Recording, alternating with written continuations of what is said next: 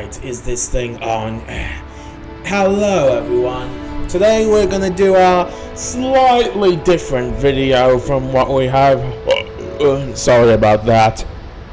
We're gonna have a trip through the South Australia Natural History Museum, or whatever it is called. We'll have a look at a few of the exhibits, but it won't be a full tour. I will explain at the end, but I am not alone in this excursion. Ah, we finally made it to this museum! Hurry up, brother! We have a lot of stuff to see! I do not understand why we have to go here. We already see enough dinosaurs. And isn't it freaking coconut? Nothing hurts a bad trip! I guess, stupid Hydra. They will help us now. Let's go into it properly. One of the first things you'll see when you enter this museum is the skeleton of Allosaurus fragilis. Though this is probably a model cast. It doesn't even have the proper eye crest. But this is the Allosaurus that you've been seeing in all the episodes of dinosaur documentaries involving the Morrison formations, such as Planet Dinosaur, Jurassic World at least, Battle of Big Rock with this one, and of course Big Al and all the other Allosaurus from that show, though I'm not going to cover all of them, but those are some good examples. Also to note, the Allosaurus is above the gift shop. On the right side of it, we have a collection of various sea creatures, from this model of a great white shark to various skeletons of marine reptiles, including this bisected dolphin. But definitely the prize of this area is this skeleton of a full-grown sperm whale. And there's also some minor fossils on the side, as well as this turtle. Anyway, let's get into the mammal hall. Outside of it is this lion, and inside we have various mammals from all across the world, segregated into certain parts based around, well, the different continents. On this section, we have the Asian section, and yeah, my camera, and I'm not that good at holding my phone, but ignore that. They also have this pretty good Asian elephant, though they do not have an African elephant. You will see when we get to the African section. There's also this Javan rhino, pretty endangered, and I did not know there were African crested porcupines. Anyway, I will just leave this for a bit until we get to the African section proper, so enjoy the little ambience I have now.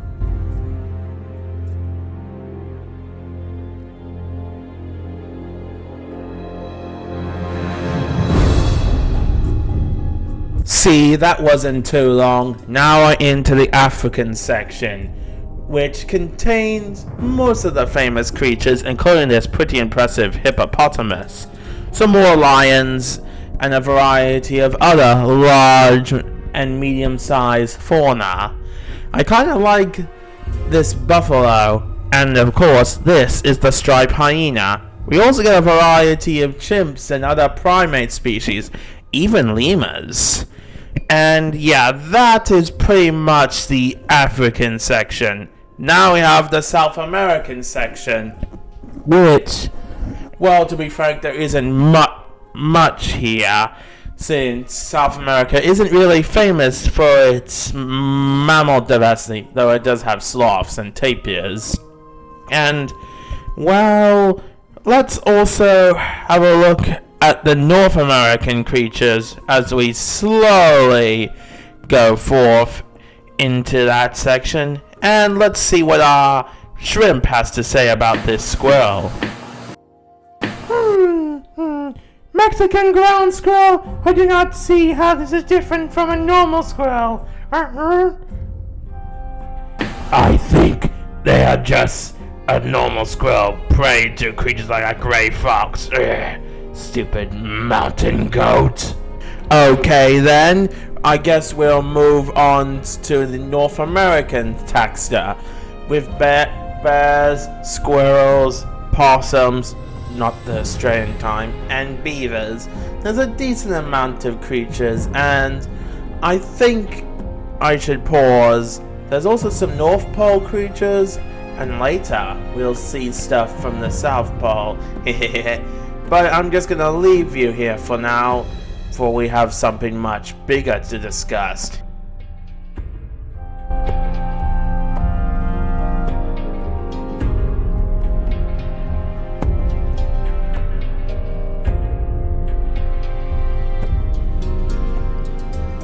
There are also 2 flamingos here. Don't know why they're here. Anyway, on to the main event. We have this special display showing the one, the only, giant squid in multiple levels with a bunch of other sea creatures. Now, even these little panels here that show the ecology of various sea creatures. And this little plaque. Pause it if you want to read it. Now, on to the next level, which, well, I don't want to reveal myself just yet. There's another panel here, and we finally get to the main portion of the squid. But it goes higher. But let me show you this. Quite impressive, don't you think? But if we go lower, we get some more dinosaurs. A hypsilophodont of some species. I'll go into it more detail later. And this bone. Now, let's really talk about this small dinosaur. I don't know why they chose hypsilophodont of all dinosaurs to be the second one here, but this small little herbivore does need to get more credit. They're kind of like the deer or the antelope of the dinosaur world. And while they haven't got that much precedented pop culture, and if you guys want me to do a series just talking about dinosaurs and a scientific fact, write it down in the comments below. But I have to say, this version of this dinosaur from the Isle is very colorful and I enjoy it. This bone, I think, comes from a Camarasaurus, but I won't do a proper analysis of this species right now, or this T-Rex skull. The next section involves various megafauna from Australia, and we have a decent amount of creatures that go through, more than the dinosaurs anyway. And where should we start?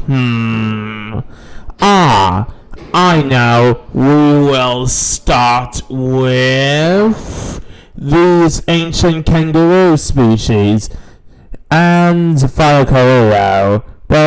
And while there have been many, the most famous is ParaWorld, I think that's what this is, or the short-faced kangaroo, and of course Diprotodon itself, one of the largest marsupials, and this incomplete version of Genionis.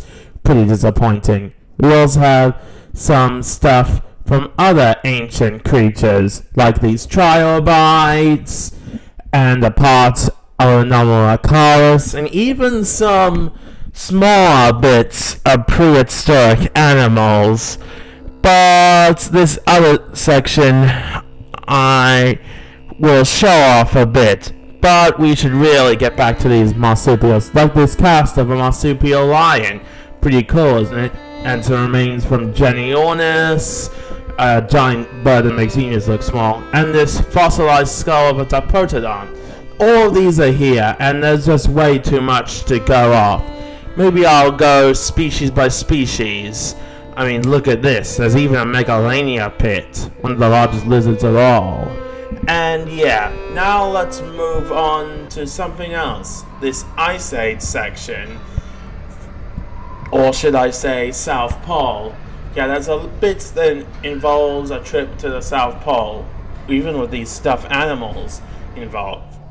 Anyway, this is the most interesting bit of the fossil bit, which includes various remains from creatures long before any of us are around, even before the mighty dinosaurs, even before Dimetrodon, even before the Cambrian itself. Yeah, I personally don't know much about these prehistoric creatures, but they're interesting nonetheless. and they're pretty fragmentary. There's even a little bit showing what the animals were like possibly in life, which is pretty cool, I have to say.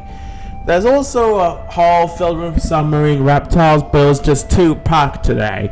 That's why this is not a proper museum tour. Just some things I found interesting. Okay, I'll let this little music play as you watch until we get to the next section.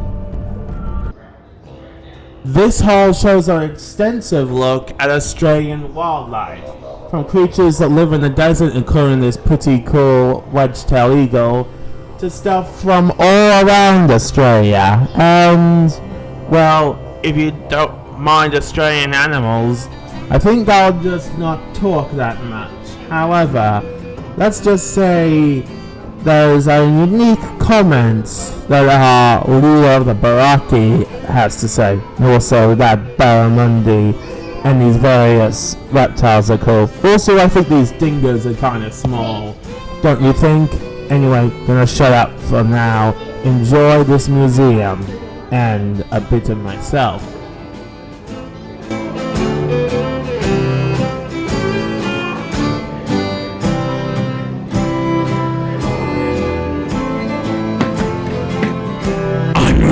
Tired of overgrown lizards. There can be many ways to interpret Pridax. Note, though the goanna is only the third largest lizard. And yeah, these little drawers I discover have all sorts of small animals, and I don't think I've noticed the echidna until this video. But yeah, these panels can give you more concrete information on the various creatures within here. So many stuffed animals. Anyway, I'm gonna stop talking until we get to, well, the proper sea creature bit of this, since there are some things I would like to show you.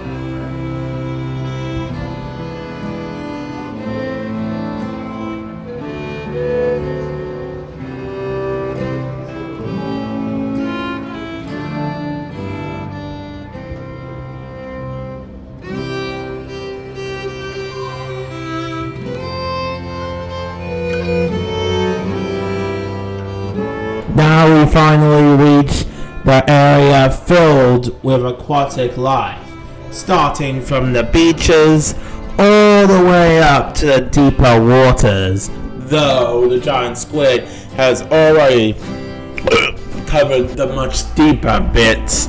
Though I think this display with this wobbegong is pretty cool, and hopefully when I return, since these museums seems to change now and again, I will do a more concrete tour, especially the bits I did not cover.